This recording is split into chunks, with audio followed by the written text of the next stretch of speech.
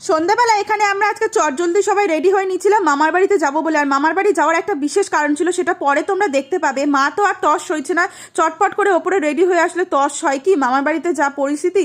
সেই জন্য আমরা এখানে চটজলদি রেডি হয়ে নিয়ে বেরিয়ে পড়লাম। প্রথমে ভাইয়ের বাইকটা বেগড়ালো, ভাইয়ের বাইকটা স্টার্ট নিচ্ছে না, তারপর কোনো রকমের স্টার্ট তো নিল। ঝটপট করে আমরা সবাই বেরিয়ে পড়লাম। বেরিয়ে পড়ে বাবার দোকানে একটু দেখা করছিল ভাই মা দুজনে, আর আমরা রাস্তায় দাঁড়িয়েছিলাম, ওদের একটু দরকার ছিল। আর রাস্তায় দাঁড়িয়ে থাকার ফলে কি ঠান্ডা আর এত হাওয়া।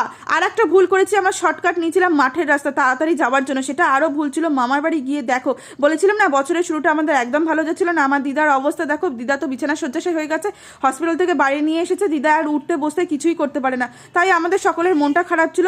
মামার মেয়ের সঙ্গে একটু গল্প করছিলাম, পুচকিটাকে দেখো কত মিষ্টি। তারপর আমি আমার দিদার সঙ্গে দেখা করলাম, আমার মামির সঙ্গে দেখা করলাম, ওটাও আমার দিদা এটাও আমার দিদা। তারপর মামার ছেলেদের সঙ্গে দেখা করার পর আমরা সেখান থেকে তো বেরিয়ে পড়লাম। মনটা তো একদমই ভালো লাগছিল না। ওরা একটু সোয়েটার দেখছিল, খুব একটা পছন্দ হলো না। আজকে ভিডিওটা